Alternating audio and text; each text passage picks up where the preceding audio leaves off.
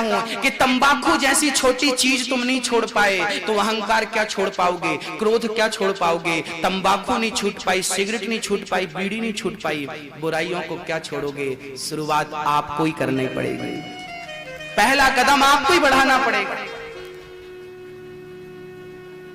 अच्छा संकल्प हो, अच्छा जीवन हो, ईश्वर आपके साथ खड़ा है। भगवान श्री कृष्ण तृणावर्त का उद्धार करते हैं, बवंडर के रूप में आया, तृणावर्त को भगवान ने मार गिराया। अब भगवान का नामकरण संस्कार हुआ, नामकरण संस्कार हुआ भगवान का। गर्गाचार्य जी आए और गर्गाचार्य जी ने कृष्ण जी का प्रेम पूर्वक नाम रखा, गर्गः पुरोहितो राजन यदूनां सुमहातपः व्रजं जगाम नंदस्य वसुदेव प्रचोदितः।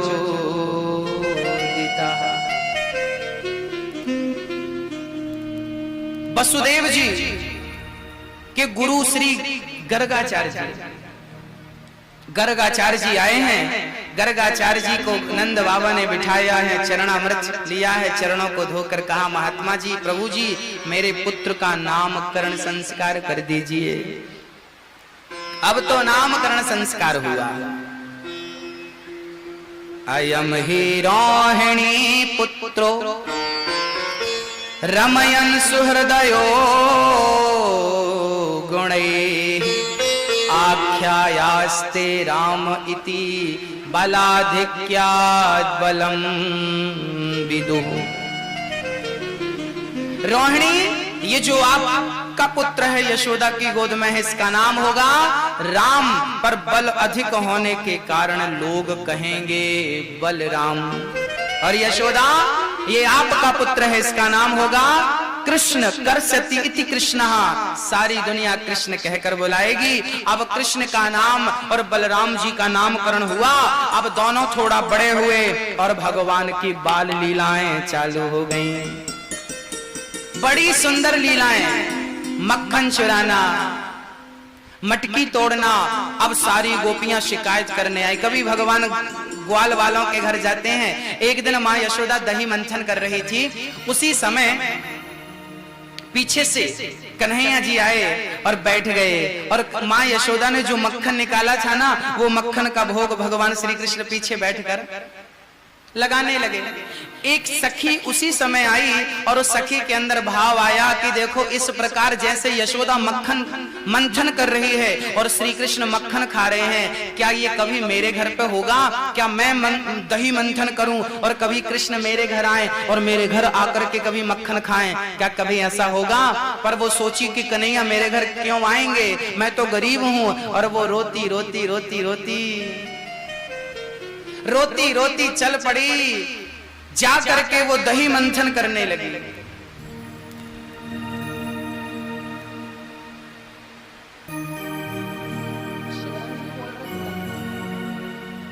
दही मंथन करने लगी।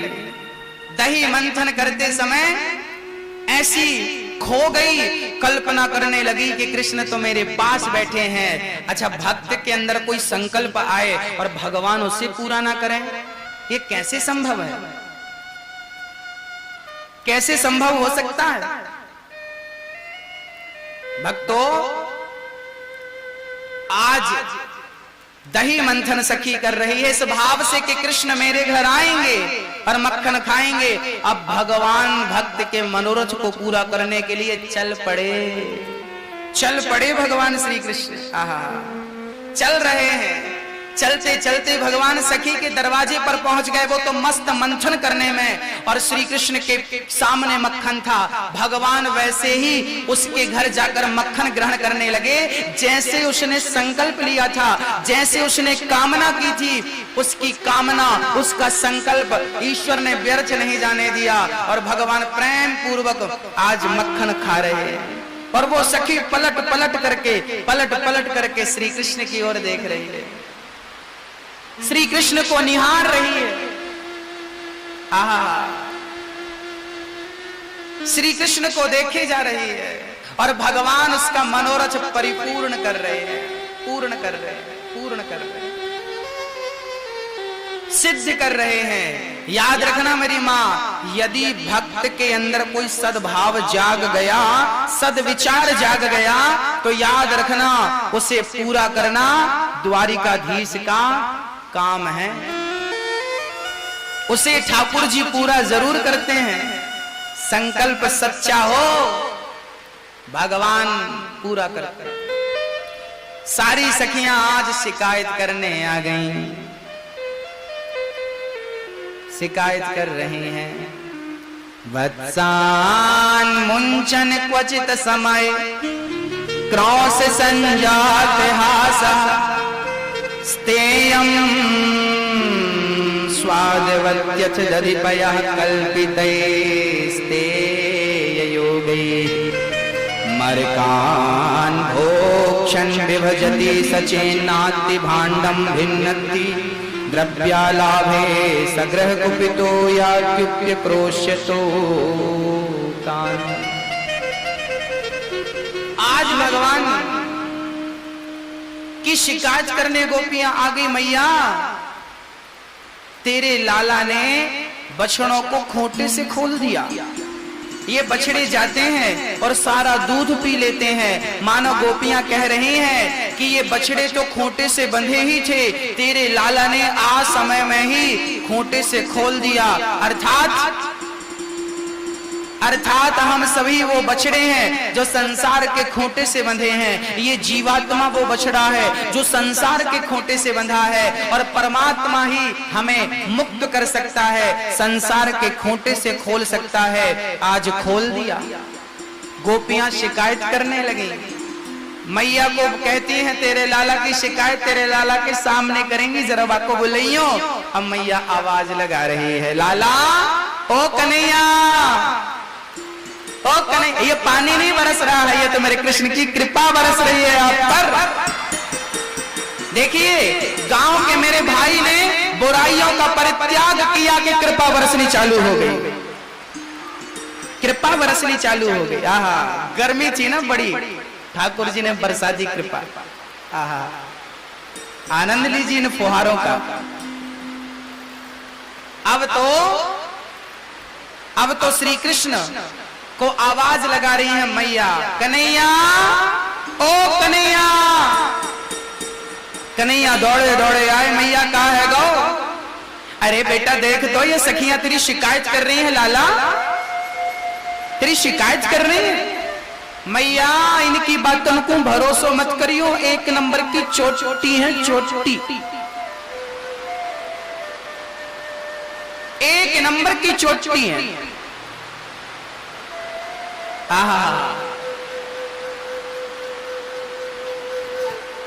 दर्शन बड़ा अद्भुत है। एक नंबर की चोटी है ये सखियां।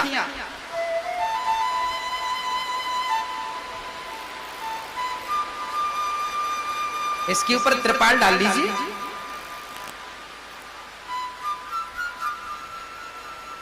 सारी सखियां शिकायत कर रही हैं, मैया तेरो लाल। मैया बोली जरा गुस्सा किया करो, जरा डांटो करो मेरे छोरा को। कन्हैया सखियां बोलती हैं, मैया जब हम आपको गुस्सा करके बुलावे ना, गुस्सा करे ना तो हमारी तरफ देख के ही कर देता है, हंस देता है, और इसकी मुस्कान में माया है। इसकी मुस्कान देखती हम तो पागल हो जाती हैं, दीवानी हो जाती, सारा गुस्सा ठंडा हो जाता है, भूल जाती है। मैया बोली लाला सच्ची बताइयो बेटा, क्या तू चोरी करता है? कन्हैया बोले मैया इनकी बातों को भरोसा मत करियो, एक नंबर की चोटी है, एक नंबर की चोटी है। मैया बोली सखियों अब जब तक हमारे छोरा को तुम रंगे हाथों ना पकड़ोगी ना, तब तक हम तुम सबन को बातन को भरोसा नहीं करेंगे, तब तक भरोसा ना करेंगे। अब तो एक दिन भगवान मक्खन चोरी करते करते ना बरसाने चले गए, और बरसाने में जाकर मक्खन चुराया। राधा रानी अपने महलों से कृष्ण को देख रही थी। और कृष्ण के देखते ही राधा रानी बाहर आई। और बाहर जब आई तो राधा जी के हाथों में मेहंदी लगी थी, मेहंदी लगी थी। उसी समय तूफान आया, कन्हैया मक्खन चुरा कर भाग रहे थे, तूफान आया, राधा जी के हाथों में मेहंदी थी और उनकी लटें उलझ गईं।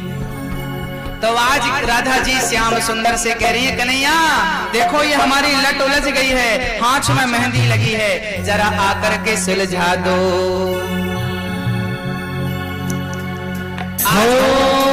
जय हो। लट उलझी सुलझा रे मोहन, हाँ मेरे हाथों मेहंदी लगी है। उलझी लट आके सुलझा जा रे मोहन, मेरे हाथ मेहंदी लगी। उलझी लट आके सुलझा जा रे मोहन, मेरे हाथों मेहंदी लगी। उलझी लट आके सुलझा जा रे मोहन, मेरे हाथ मेहंदी लगी है। उलझी लट आके सुलझा जा रे मोहन, मेरे हाथों मेहंदी लगी। मेरे हाथों में मेहंदी लगी, मेरे हाथों में मेहंदी लगी, मेरे हाथों में मेहंदी लगी है। मेरे हाथों में मेहंदी लगी है। उलझी लट हो उलझी लट जय हो, उलझी लट आके सुलझा जा रे मोहन, मेरे हाथ मेहंदी लगी है। उलझी लट आके सुलझा जा रे मोहन, मेरे हाथ मेहंदी लगी। हरि बोल, ताली मारो, हाथ ऊपर, कन्हैया की माखन चोरी लीला है ये।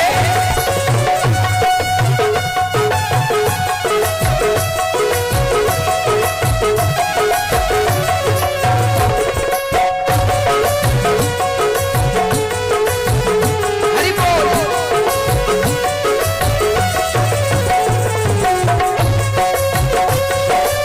हे हे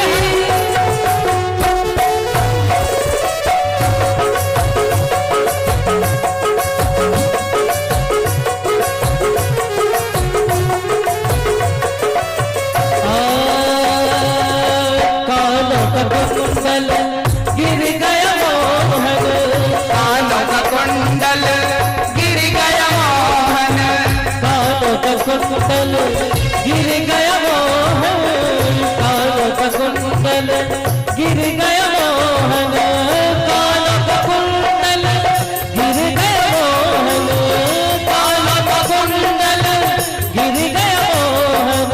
अपने हाथ, जय हो, अपने हाथ, हरि बोल। अपने हाथ आके पहना जा रे मोहन, मेरे हाथ मेहंदी लगी है। अपने हाथ लाके पहना जा रे मोहन, मेरे हाथ मेहंदी लगी। उलझी लट आके सुलझा जा रे मोहन, मेरे हाथ मेहंदी लगी है। उलझी लट आके सुलझा जा रे मोहन, मेरे हाथ मेहंदी लगी।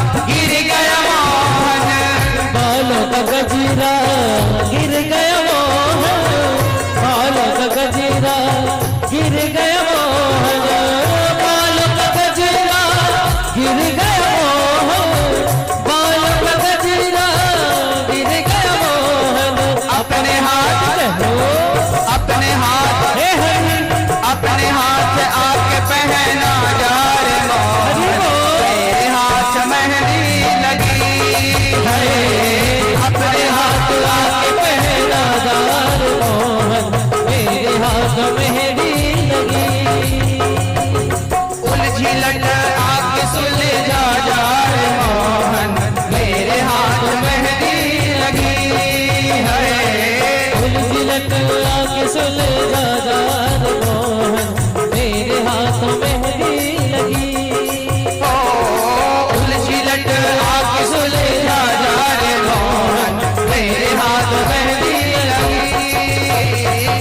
उलझिलट आके सुलझा जा रे मोहन, मेरे हाथ मेहंदी लगी।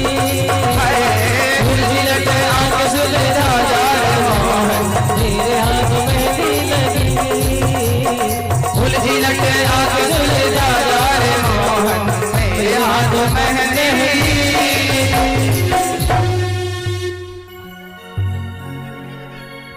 भगवान मक्खन चोरी करने गए, मटकी तोड़ी, मक्खन चुराया और सखियों को परेशान किया।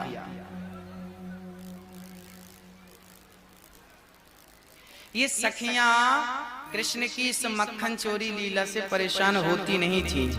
अच्छा, यहाँ पर आपको लग रहा होगा कि बताइए भगवान भगवान होकर के चोरी कर रहे हैं। चोरी करना क्या अच्छी बात है? तो भगवान फिर चोरी क्यों कर रहे हैं जब अच्छी बात नहीं है? तो बोले भगवान चोरी कहां कर रहे हैं? अच्छा एक बात बताओ, आपके ही पॉकेट से आपने पैसे निकाले तो क्या आप चोर कहलाएंगे? बताइए, आपने अपने ही पॉकेट से पैसे निकाले तो क्या आप चोर कहलाएंगे? नहीं ना। ऐसे ही गैया किसकी हैं और गैयों के भीतर दूध किसने भरा? तो दूध पे दही, दूध पे मक्खन किसने भरा? मक्खन भरने वाला कृष्ण, दूध भरने वाला कृष्ण, गायों को जन्म देने वाला कृष्ण, संसार को बनाने वाला कृष्ण। ये संसार कृष्ण का है, गाय कृष्ण की है, दूध कृष्ण का है, मक्खन कृष्ण का है। तो आज वो अपना ही दूध अपना ही मक्खन खा रहा है तो चोर कैसे होगा? वो अपना ही खा रहा है, हमारा थोड़ी खा रहा है। ईश्वर चोर नहीं है, हाँ वो चित्त चोर जरूर है।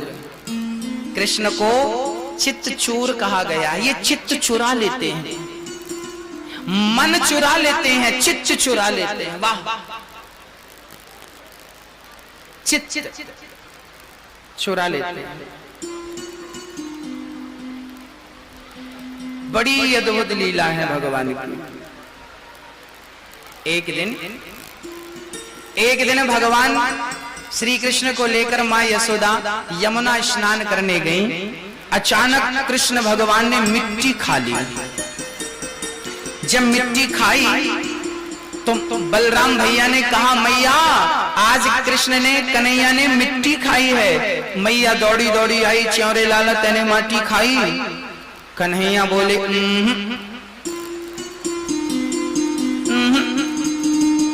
अच्छा। कन्हैया बोले मैया मैंने मिट्टी ना खाई। तो मैया बोली, लाला अपना मुंह खोल के दिखाई दे, मैं मान जाऊंगी कि तने माटी ना खाई। अब कन्हैया ने अपना मुंह खोल दिया और जैसे ही मेरे गोविंद ने, मेरे श्री कृष्ण ने अपना मुंह खोला, इतने से मुख में भगवान ने आज अपनी शक्ति दिखाई, पूरा ब्रह्मांड दिखा दिया भगवान ने अपने छोटे से मुख में। अतल वितल सुतल तलातल रसातल, समुद्र, नदियां, पहाड़, शिवलोक, ब्रह्मलोक सब दिखा श्री कृष्ण के मुख में। अब मैया घबराए भी लगी, राम राम ये मेरे छोटो सो छोरा है कि भगवान है? मैया तो चरणों में गिर भी लगी, लाला तू तो भगवान है, तू तो भगवान है। कन्हैया बोले मैया मैं भगवान नहीं हूं। तो लाला फिर तेरे मुंह में इतने बड़े बड़े देवी देवता कैसे आए? कन्हैया बोले मैया मेरे मुंह में तो कुछ ना है। मुंह खोल के फिर से दिखाया, अब देखा मैया ने तो कुछ भी नहीं था। मैया ने जो देखा सब कुछ मां भूल गई। अब यहां एक गंभीर प्रश्न खड़ा हो गया कि सब कुछ भुलाना ही था तो फिर दिखाया क्यों? मैया ने पहले तो कन्हैया के मुंह में संसार देख लिया और फिर तुरंत भूल गई मां। जब भूलना ही था, भुलाना ही था तो दिखाया क्यों? पीछे कारण है। भगवान ये हमें दिखाना चाहते हैं। आपने कई बार सुना होगा, कई बुद्धिजीवी लोग कहा करते हैं कि कृष्ण भगवान नहीं है, ये महापुरुष हैं। आपने भी कई लोगों को ये कहते सुना होगा कि कृष्ण भगवान नहीं है। आपके गांव में भी ऐसी विचारधारा के लोग हैं या नहीं? बहुत सारे लोग आपसे कहते मिल जाएंगे कि ये कृष्ण भगवान नहीं है। फिर हम पूछते हैं कि ये भगवान नहीं है तो कौन है, तो वो कहते हैं ये महापुरुष हैं। याद रखना मेरी माँ, आजकल ना बहुत सारे लोग आपको भगवान के खिलाफ भड़काते हैं और कहते हैं कि ये भगवान नहीं है। एक संप्रदाय हमारे भारत में एक्टिव है, वो लोग कहते हैं कि कृष्ण को भगवान नहीं मानते, वो कृष्ण को, राम को भगवान नहीं समझते। उन्होंने एक बाबा की फोटो लगा रखी है और वो बाबा को ही भगवान मानते हैं। वो कहते हैं ये भगवान। हमने कहा इनका दिमाग खराब हो गया, इनकी बुद्धि भ्रष्ट हो गई। वो कहते हैं, वो दलीलें क्या देते हैं, वो कहते हैं कि भगवान निराकार है, निर्गुण है। तो निराकार, निर्गुण, सगुण, साकार कैसे बन सकता है? हमने उनको जवाब दिया, हमने कहा कि निराकार साकार बिल्कुल बन सकता है। कैसे? उदाहरण से समझते हैं। देखिए, पानी जो होता है ना, वो निराकार होता है। क्या पानी का कोई आकार होता है मेरी माँ? पानी का कोई आकार नहीं होता, पर वही पानी गिलास में भर के फ्रिज के भीतर रख दिया जाए तो वो पानी बर्फ बन जाता है। तो जिसका आकार नहीं था, पानी का आकार नहीं था, पर बर्फ का आकार है या नहीं? बताइए, जरा ध्यान से सुनिए मेरी माँ और दादाजी, भैया जी। पानी निराकार होता है, पर पानी यदि बर्फ बन जाए तो वही निराकार साकार हो जाता है कि नहीं? ऐसे ही जैसे जल निराकार होता है पर फ्रिज में जाए तो साकार हो जाता है, ऐसे ही ईश्वर तो निराकार ही है, पर जब वो भक्तों की श्रद्धा की फ्रिज में प्रवेश करता है तो भक्तों की श्रद्धा, भक्ति और प्रेम के कारण वही निराकार सगुण साकार बन करके प्रकट होता है, राम और कृष्ण बन करके प्रकट होता है। वही नारायण निराकार साकार बन करके प्रकट होते हैं। किसके लिए? आप जैसे भक्तों के लिए, हम जैसे दासों के लिए, सेवक के लिए। बस अब प्रश्न करे कि भगवान को निराकार, हाँ ना, सही है। रामचरितमानस में गोस्वामी श्री तुलसीदास जी ने लिखा है और स्वयं भगवान राम ने ये बात कही है, सगुण उपासक परहित निरत नीति दृढ़ नैम, ते नर प्राण समान ममा जिनके द्विज पर प्रेम। सगुण उपासक परहित, राम जी खुद कहते हैं कि मुझे वो बहुत प्यारे लगते हैं जो सगुण की पूजा करते हैं। याद रखना मेरी माँ, निराकार उसे कहते हैं जिसका कोई आकार ना हो और साकार उसे कहते हैं जिसका कोई आकार हो। तो निराकार में मन तब लगेगा, पहले साकार में मन लगाना पड़ेगा। व्यक्ति साकार से ही निराकार की ओर जाता है। आप डायरेक्ट निराकारी है, निरंकारी है, गलत है।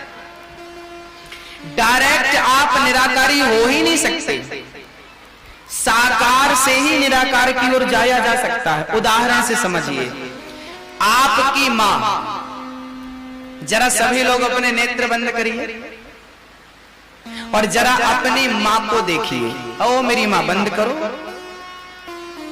आपको अलग से कहूंगा, आपके बंद करो।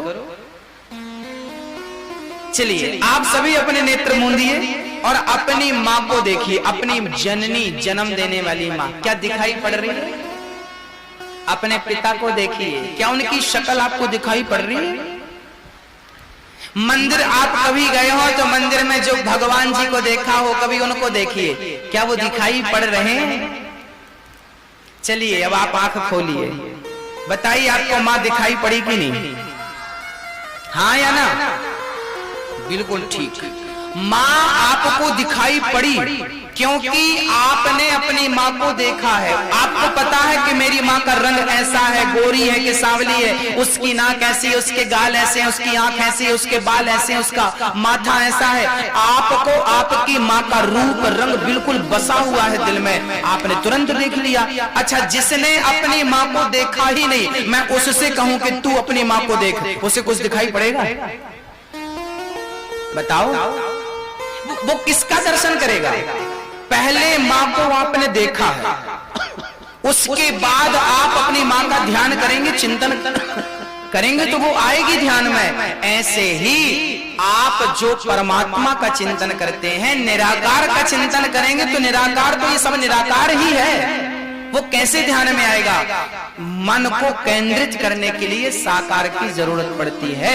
ऐसे मंदिर का जो भगवान है, मंदिर के भगवान को आपने देखा है, जगन्नाथ भगवान को देखा, बिहारी जी को देखा, द्वारिकाधीश को देखा, विठ्ठल भगवान को देखा।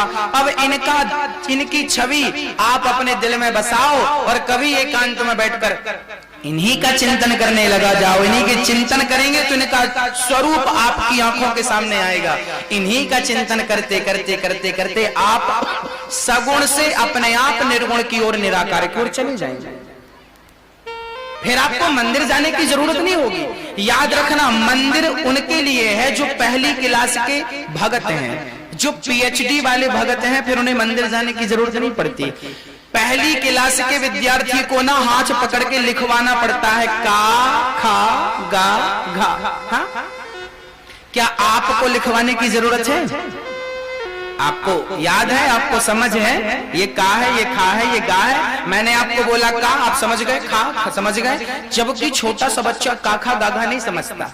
हाँ, जब वो समझ लेता है, स्कूल में पढ़ लेता है, फिर समझने लगता। पहली बार पकड़ के लिखवाना पड़ता, उसके बाद वो रट जाता है तो जरूरत नहीं पड़ती। ऐसे ही मंदिर में जो ठाकुर जी बैठे हैं, वो केवल इसलिए हैं कि भगवान को देख लो कि वो ऐसे हैं, वो छवि दिल में बसा लो, फिर उसी का दर्शन घट घट में करना शुरू कर दो, सर्वत्र करना शुरू कर दो। ये मंदिरों का उद्देश्य। इस मंदिर के पीछे ये सिद्धांत छिपा हुआ है कि मंदिर आप जाइए, मूर्ति को दिल में बसाइए, उस विग्रह को दिल में बसाइए और फिर कण कण में उसी का दर्शन करिए। माता में, पिता में, बहन में, भाई में, स्त्री में, पुरुष में, वृक्ष में, सब में दर्शन करिए।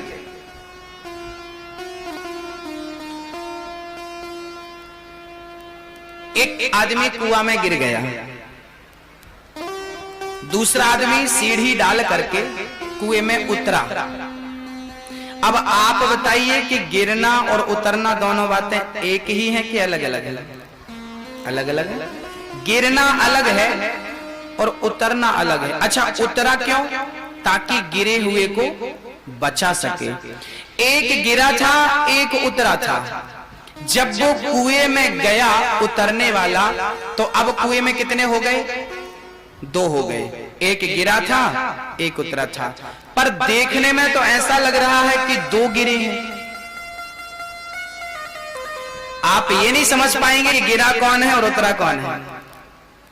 हाँ, ऐसे ही ये संसार एक कुआं है। इस कुएं में हम प्राणी गिरे हुए प्राणी हैं। तेन परहि भव कूपा, यह चरित जिगावहि हरिपद पावहि, तेन परहि भव कूपा। ये संसार एक कुआं है, इस कुएं में गिरे हुए प्राणी हम हैं और हम गिरे हुए प्राणी को बचाने के लिए भगवान अवतार लेते हैं, उतरते हैं, अवतरित होते हैं। वो आते हैं क्यों?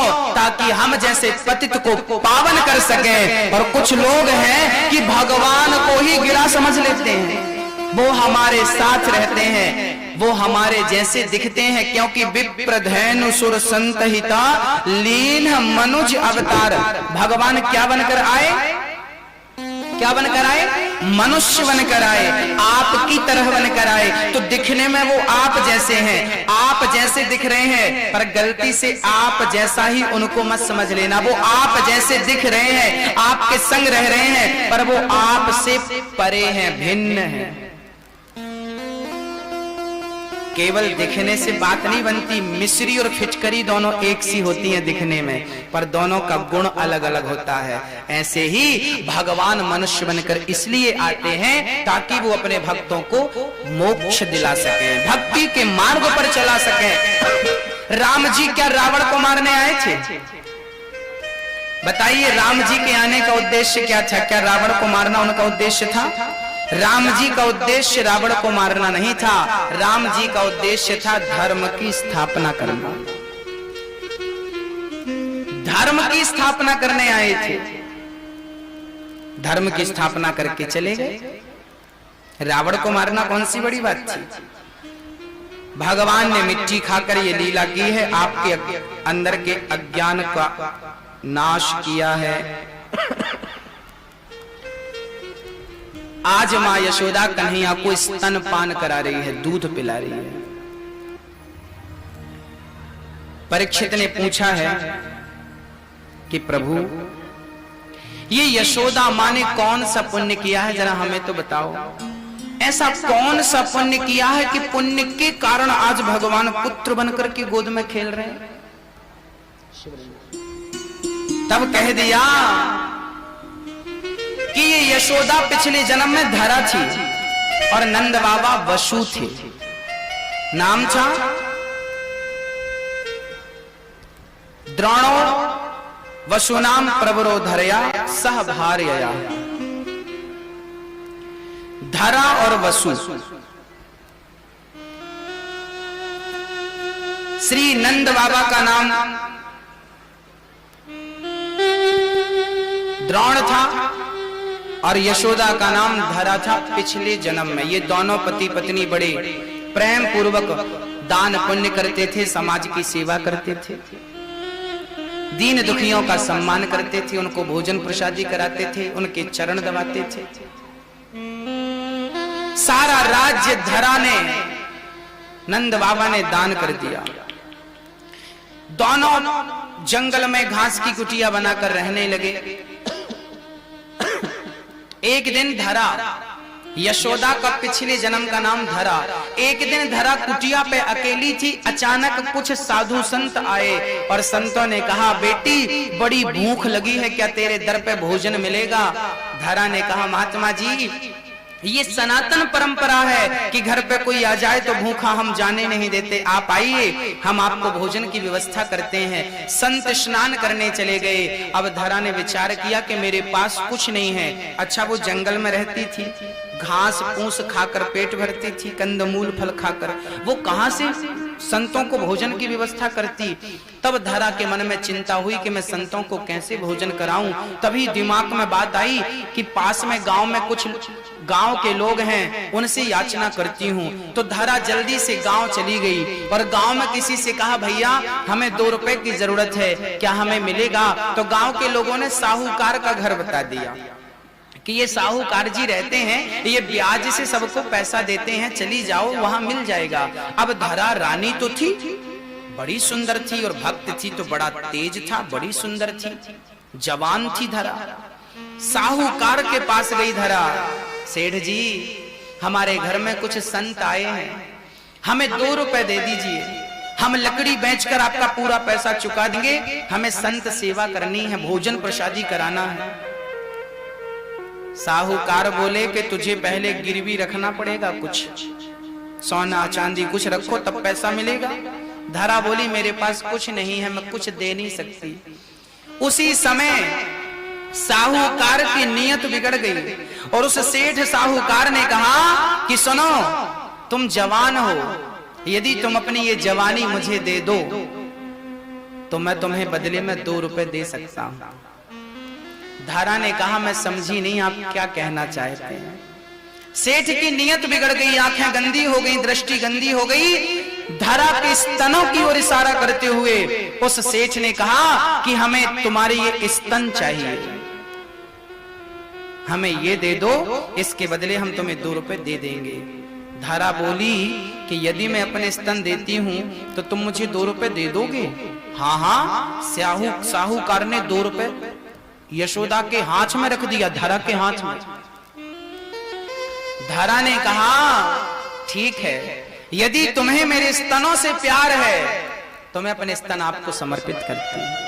पास में चाकू पड़ी थी, उन चाकू से धरा ने अपने दोनों स्तन काट दिए और काट करके और सेठ के हाथों में अपने स्तन काट करके चाकू से दे दिए और 2 रुपए लेकर धरा वापस चली गई। संतों के लिए बढ़िया शक्कर, घी, आटा, जो भी सामग्री है राशन की खरीद कर और जाकर बढ़िया खीर, पूड़ी, सब्जी बनाती है। उसी रक्त रंजित शरीर से पूरी खीर सब्जी बनाती है। संत बैठे हैं, केले के पत्ते में संतों को परोसा है और संतों ने देखा, बेटी ये तेरे शरीर से इतना सारा रक्त कैसे गिर रहा है? धरा बोली, महात्मा जी पहले भोजन कर लीजिए, बाद में अपनी दास्तां सुनाती हूं।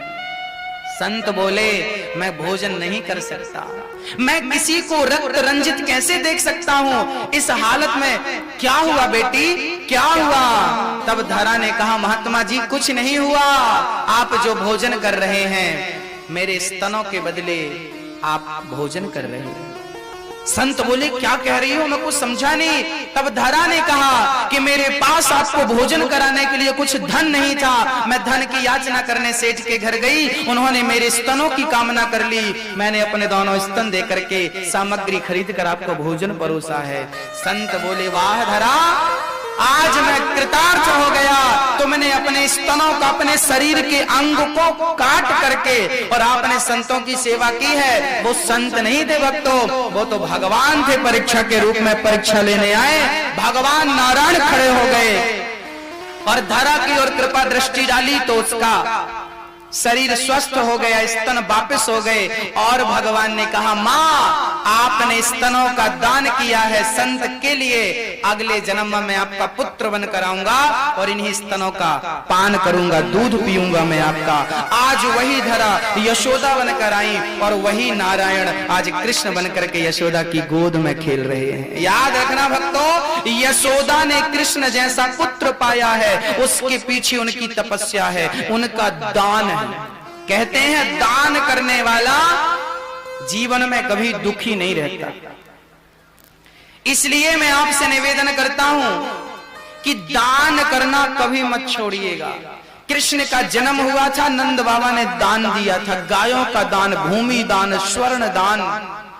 दान करने से आप जो धन देते हैं ना, वो धन के माध्यम से घर की दरिद्रता चली जाती है, पैसों के साथ घर के दुख दर्द चले जाते हैं पैसों के साथ। इसलिए आपको दान करना चाहिए, हमें भी दान करना चाहिए। मेरी माँ, मैं जितनी भागवत करता हूं, सारी भागवत वृद्ध माओं की सेवा में मैं समर्पित कर देता हूं। श्रीधाम वृंदावन में वृद्ध माताओं के लिए जो वृद्धाश्रम बन रहा है, गौरी गोपाल वृद्धाश्रम, उस वृद्धाश्रम में वृद्ध माताओं के रहने की, खाने की, स्वास्थ्य की सारी व्यवस्थाएं रहेंगी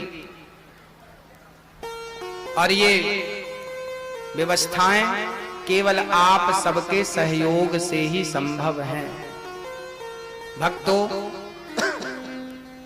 ये दास अनिरुद्ध आप लोगों से यदि याचना करता है तो मैं अपने लिए नहीं मांगता हूं, इन बूढ़ी बूढ़ी माओं के लिए, जिन माओं का कोई सहारा नहीं है, जिन माओं का आज कोई सहारा बनना नहीं चाहता, जिन माओं के बच्चे छोड़कर चले गए हैं, बहुओं ने बोझ समझना शुरू कर दिया है, ऐसी वृद्ध माताओं की हालत हमसे देखी नहीं जाती। इन वृद्ध माताओं के लिए ये दास अनिरुद्ध वृंदावन में वृद्धाश्रम बना रहा है, बिहारी जी स्वयं बना रहे हैं। इसमें यदि आपका सहयोग मिल जाए और इस कार्य में सोचिए, उस इमारत में यदि आपकी एक ईंट लगेगी तो उसके भी सहभागी आप बनेंगे कि नहीं पुण्य के। एक राजा था, उसने बहुत बड़ा मंदिर बनवाया। जब मंदिर में थोड़ा सा काम बचा तो राजा ने अपनी झोली उठाई और सबके सामने फैलानी शुरू कर दी, भैया थोड़ा थोड़ा धन दीजिए। गांव के लोगों ने कहा, वाह राजा साहब, आप तो इतने बड़े आदमी हैं, इतने पैसे वाले हैं, फिर आप धन क्यों मांग रहे हैं? राजा ने कहा, आप सही कह रहे हो, मैं ऐसे और भी मंदिर बना सकता हूं, पैसे केवल इसलिए मांग रहा हूं कि यदि मंदिर मैंने बना दिया अपने धन से, तो आप कहेंगे कि फलाने राजा ने मंदिर बनवाया है, ये राजा का मंदिर है, पर आपका भी मेहनत का खून पसीने का धन इसमें लग जाएगा, तो आप भी कह सकते हैं हमारी मेहनत का धन भी इसमें समर्पित हुआ है और हमारा ये मंदिर है। इस बहाने आपका अधिकार बनेगा ईश्वर के प्रति। तो मेरी माँ, श्रीधाम वृंदावन में ये वृद्धाश्रम बन रहा है, जहां वृद्ध माएं रहेंगी। इसमें आपका सहयोग यदि चला जाएगा, एक ईंट भी आपकी लग गई, तो आप गर्व कर सकते हो कि चलो आपके धन का कुछ तो सदुपयोग हुआ, सही जगह पर लगा, वहां पर लगा जहां वृद्ध माताओं की सेवा होगी। आप सभी लोग इन वृद्ध माताओं के लिए एक कमरा बनवा सकते हैं, कमरा बनवा करके गिफ्ट कर सकते हैं माओ को, और वो कमरा आपका ही रहेगा। कभी भी आप आएंगे उस आश्रम में तो आपका रहना खाना आपके उसी रूम में रहेगा, वो आपका रहेगा, एक चाबी आपके पास रखिएगा। जब मन पड़े आइए, जब मन पड़े घर जाइए। और मैं आपसे निवेदन करता हूं कि जीवन का काम धाम संसार में करिएगा, पर मरने के लिए ना वृंदावन सबसे उत्तम है। मरना अपने गांव में मत, अपने शहर में मत, मरने के लिए वृंदावन बिहारी जी की शरण में प्राण त्यागोगे तो उनकी नजर पड़ ही जाएगी कि मेरे द्वार पे कोई पड़ा हुआ है। मरना भला है दूर का जहान अपना कोय, पशु पक्षी भोजन करें कोटि यज्ञ फल होए। भक्तों, बस आप सभी इस कार्य से जुड़े। आप आजीवन मेंबर बन सकते हैं, सदस्य बन सकते हैं हमारे, और सदस्य बनकर के आपका, यदि आप सदस्य बनते हैं तो आपका नाम उस आश्रम में जीवन पर्यंत लिखा जाएगा, वहां रहेगा। कभी आपके बच्चे आए आपके नगर से, शहर से, गांव से, तो देखेंगे अच्छा आपके गांव का नाम, आपके शहर का नाम और आपका नाम आपके पिता के साथ वहां पर लिखा जाएगा। कभी भी आप आएंगे आपका नाम बिहारी जी के चरणों में रहेगा, उस आश्रम के ऑफिस में नाम रहेगा सदा कि इन भक्तों ने वृद्ध माताओं के लिए सेवा की है और आजीवन मेंबर बने हैं। आजीवन सदस्य बनने के लिए आपको बहुत ज्यादा खर्च करने की जरूरत नहीं है। आप मात्र 21,000 रुपए दे सकते हैं, और वो भी आपके पास एक साथ नहीं है तो आप हजार रुपए महीना में दे सकते हैं। 1000 रुपए महीना देकर 21 महीने में आप 21,000 दे सकते हैं। यदि सामर्थ्यता है तो एक साथ दे दें। आपका वो 21,000 हम बैंक में जमा कर देंगे और उसी 21,000 के ब्याज से एक बूढ़ी माँ को दोनों टाइम का भरपेट भोजन प्राप्त होता रहेगा। आपके सहयोग से, आपके 21,000 के सहयोग से एक माँ को जीवन भर भोजन मिलेगा। अच्छा, एक बात बताइए बाल बांध के भक्तों, ये बड़े बड़े पेड़ जो हैं, क्या इन पेड़ों को लगाने वाला आज जीवित होगा? आम का है, बट वृक्ष है, पीपल है, इतना मोटा पेड़, क्या इन्हें लगाने वाला आज जीवित होगा? इन्हें लगाने वाला जीवित नहीं होगा, पर इनके वृक्ष जीवित हैं और छाया आज तक जिंदा है।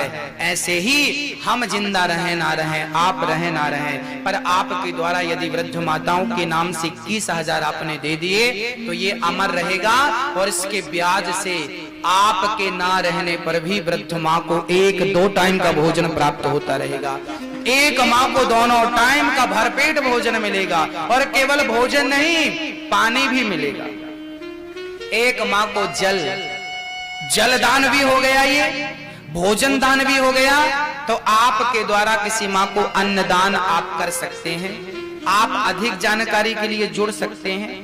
जिन भक्तों को हमसे बात करनी हो, जो टीवी पर देख रहे हैं, आप हमसे सुबह 10 बजे से लेकर 11 बजे तक प्रातः काल सुबह बात कर सकते हैं। 10 से 11 के बीच में आपको डायरेक्ट हम बात करेंगे आपसे। आपको कथा कैसी लगी, कथा में आप और क्या चाहते हैं, क्या हमसे कोई त्रुटि हुई है, हमसे कोई गलती हुई है, हमने कोई गलत बात कही है, आप हमें सूचित कर सकते हैं कि आपने ये गलत किया, ये गलत कहा और ये बात अच्छी लगी। कोई बात अच्छी लगी है तो भी हमें बताइए, कोई बात बुरी लगी हो आपको तो भी हमें बताइए, क्या सही और क्या गलत, दोनों बात आप बताइएगा। कल हम आपके फोन का इंतजार करेंगे 10 बजे से 11 बजे। अब आप सभी भक्त लोग ये कथा YouTube पर भी देख सकते हैं। आपके मोबाइल पर अनिरुद्धाचार्य जी डालिए YouTube पर, ये कथा आपको सुनने को मिलेगी। आप Facebook व्हाट्सएप पे सबको भेजिए और सबको कथा से जोड़िए। कुछ भक्तों ने आजीवन मेंबर बनकर सहयोग दिया है। आप 5,000 का, 10,000 का, 1,000 का, 2,000 का, जिस योग्य हैं आप आकर अपना सहयोग दे सकते हैं। जिनको सहयोग करना है वृद्ध माओ की सेवा के लिए, और ये काम केवल मेरा नहीं है, ये काम आपका है। ये वृद्ध माँ आपकी भी माँ है, मेरी भी माँ है। हम सब मिलकर करें तो काम बनेगा। कुछ भक्तों ने सहयोग दिया है। याद रखना, इस मंच से जिसके नाम पुकारे जाते हैं वृद्ध माओ के लिए, वो नाम केवल आप नहीं सुनते मेरी माँ, वो मेरा कृष्ण भी सुनता होगा कि धर्म के लिए इन्होंने अपने हाथ बढ़ाए, सत्य के लिए अपने हाथ बढ़ाए हैं, परमार्थ के लिए अपने हाथ बढ़ाए हैं। कुछ भक्तों ने सहयोग दिया है, आइए नाम सुनते हैं। बोलिए वृंदावन बिहारी लाल की जय। परम पूज्य गुरुदेव के मुखारविंद से चल रही अमृतमयी कथा का आज पंचम दिवस की ये पावन बेला। परम पूज्य गुरुदेव ने दान के विषय में बहुत प्रकाश डाला। कथा तो चली रही है कि राधा की भक्ति, माखन की मिठास, मुरली की ताने, गोपियों का रास बना रहे आप सबका मेरे प्यारे कृष्ण कन्हैया पर आपका पूर्ण विश्वास। इन्हीं शब्दों के साथ आइए प्रवेश करते हैं उस अमृतमयी तथ्य की ओर, लक्ष्य की ओर। जैसा कि गुरुदेव ने बताया कि मातृशक्ति की सेवा करना सबसे बड़ा धर्म है। भारत को पिता नहीं माता कहा जाता है, क्योंकि माता ही पुत्र को गढ़ती है, संवारती है, और वो पुत्र पूरे विश्व में नाम करता है। किसी दिन हमारा देश विश्व गुरु के नाम से जाना जाता था, तो उसके पीछे माता का ही हाथ होता है। आइए हम उन माताओं के लिए अपने धन की कुछ अमूल्य राशि सहयोग स्वरूप अर्पित करें, क्योंकि नन्हे से नंदलाल को सदा दिल में जीवित रखिए। नन्हे से नंदलाल को सदा अपने दिल में जीवित रखिए, क्योंकि हद से ज्यादा समझदारी जिंदगी को नीरस बना देती है। हम सब इतने ज्यादा आधुनिकता की चकाचौंध में खो गए कि वो आनंद, वो रस रहा नहीं।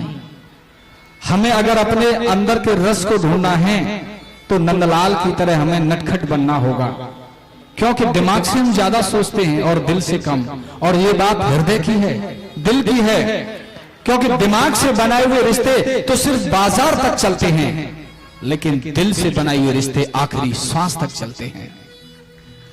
आप भी बना दीजिए रिश्ता उन माताओं से।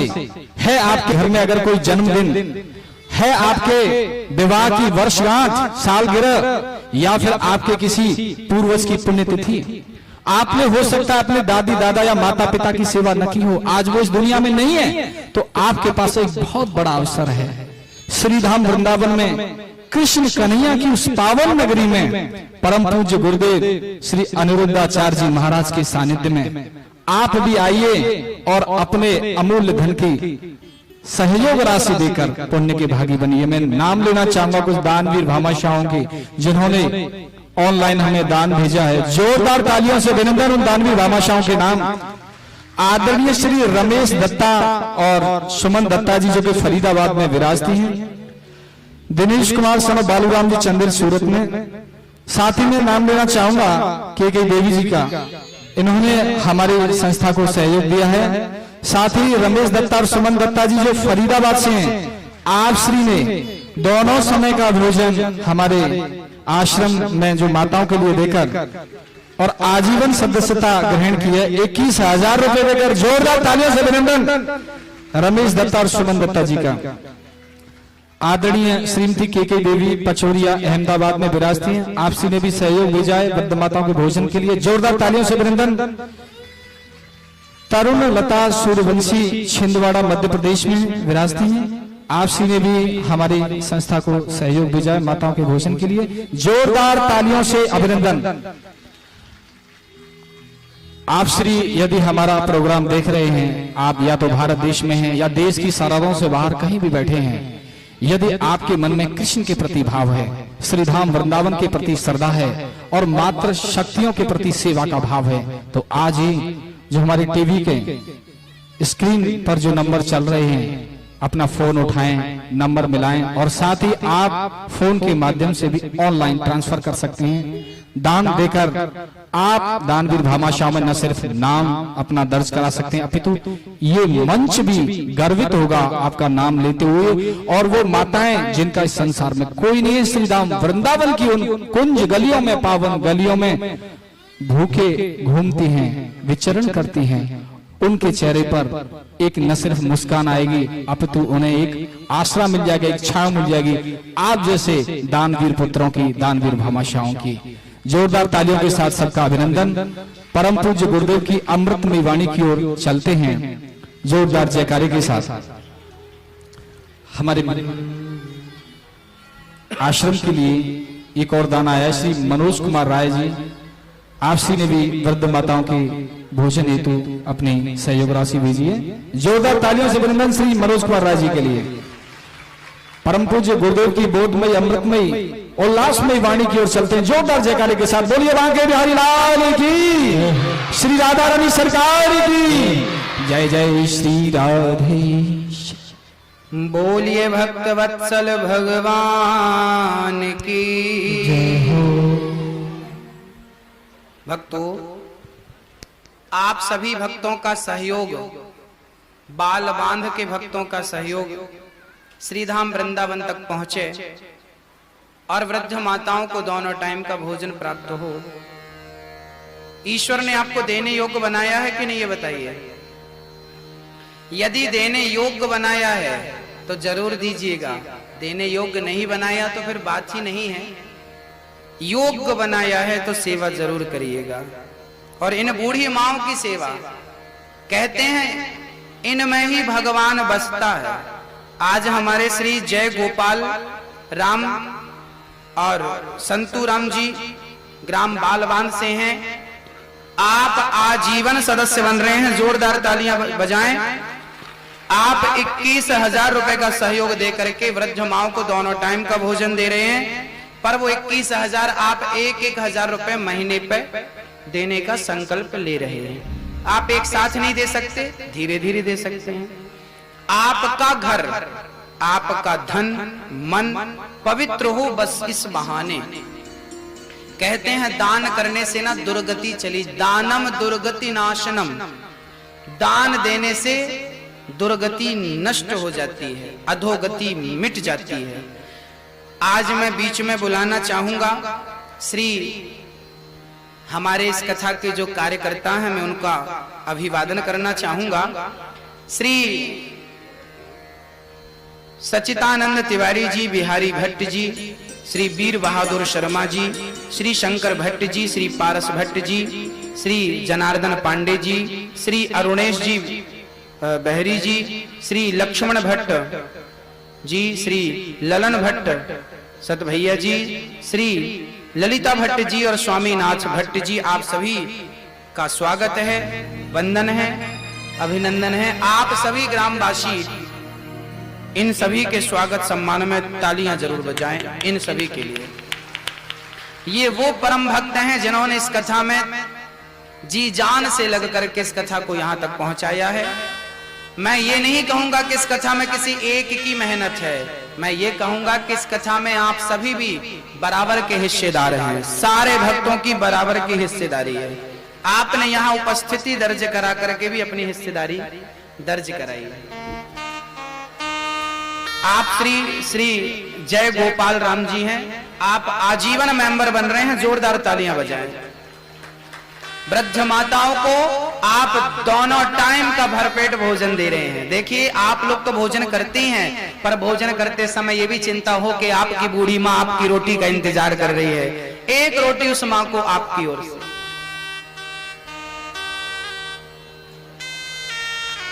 याद रखना भक्तों, आपका दिया एक एक रुपए का सहयोग ये वृद्ध माओ के लिए है। आप एक बार में नहीं, धीरे धीरे करके दे सकते हैं। बोलिए भक्त वत्सल भगवान जय हो। अब चलते हैं प्यार भरी चर्चा में, कथा में।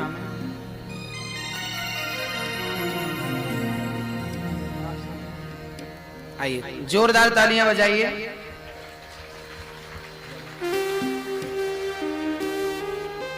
और प्रेम से गाइए श्री राम जय जय जय राम, श्री राम जय जय राम, श्री राम जय जय राम, श्री राम जय जय राम। दो अक्षर का प्यारा नाम श्री राम जय राम।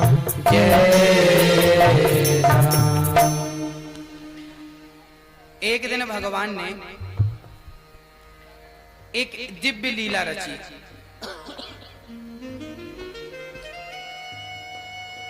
एकदा गृहदासीसु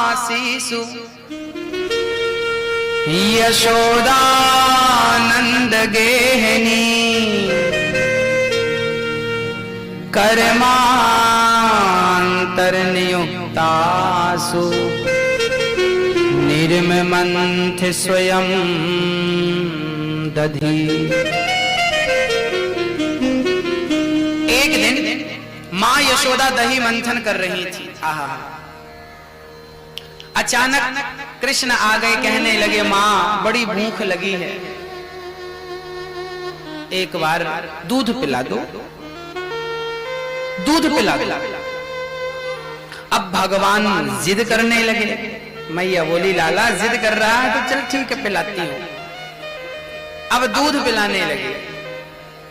मां यशोदा लाला को दूध पिला रही है।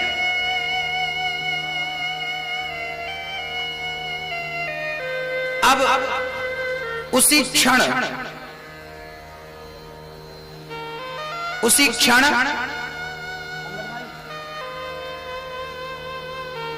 कन्हैया दूध पीने लगे। चूल्हे पे मां यशोदा ने दूध रखा था, वो दूध उफनने लगा।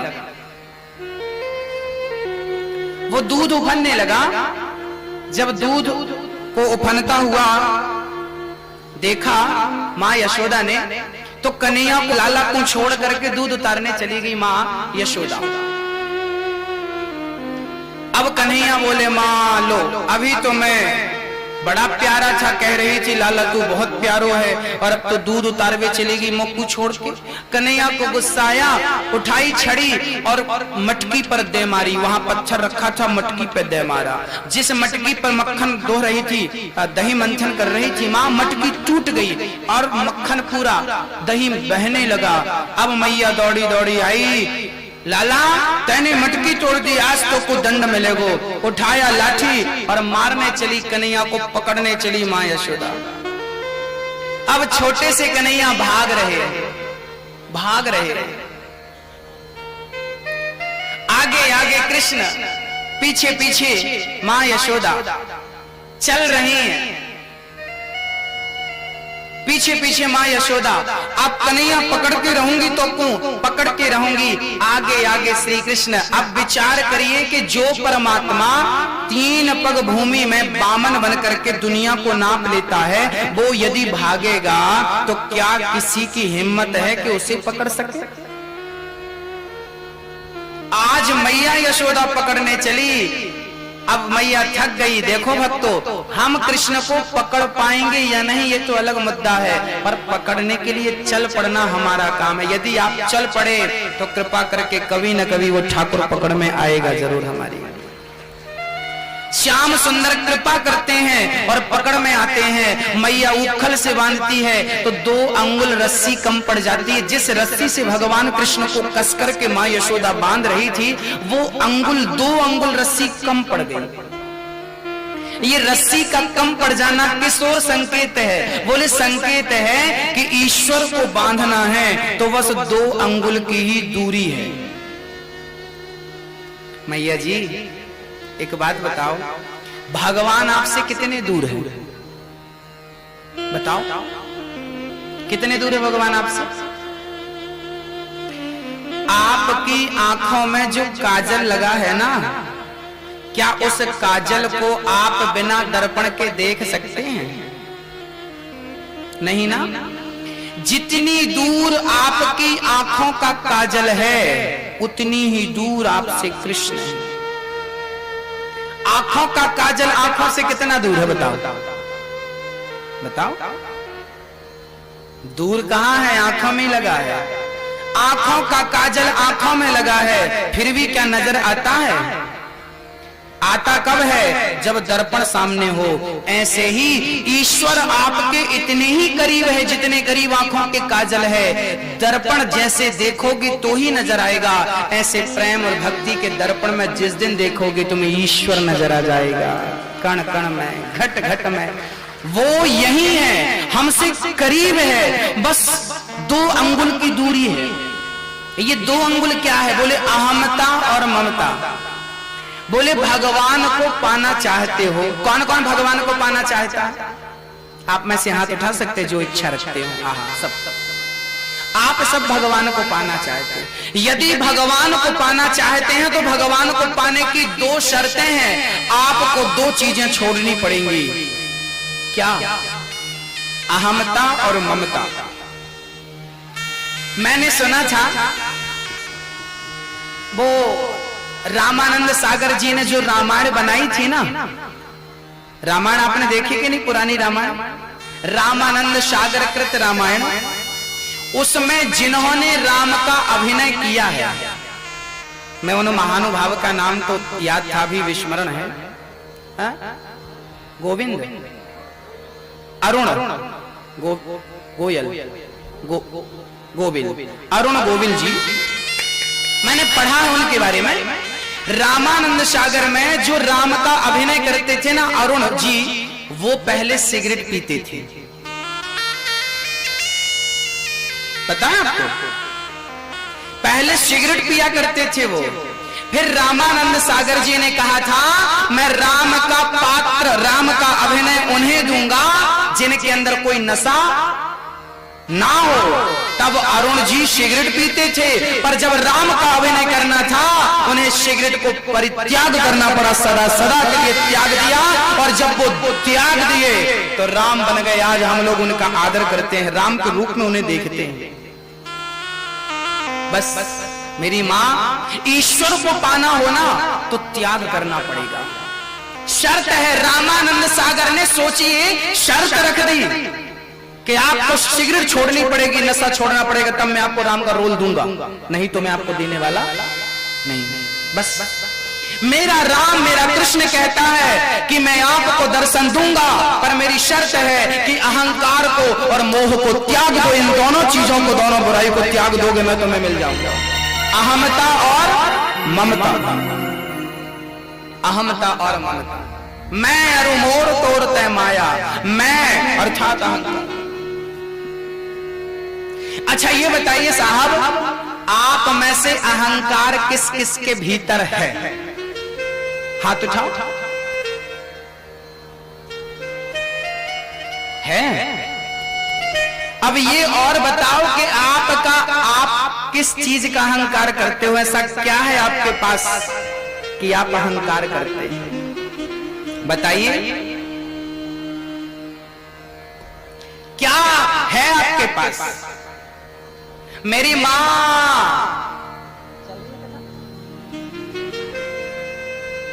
क्या है आपके पास? आज मैं आपको बताऊंगा कि भगवान को क्या क्या पसंद है। मेरी मैया, भगवान को ना 4 चीजें बहुत पसंद हैं। कौन कौन सी? पत्रम पुष्पम फलम तोयम यो में भक्त्या प्रयच्छति। भगवान को 4 चीजें बहुत पसंद है मेरे बाल बांध के भक्तों।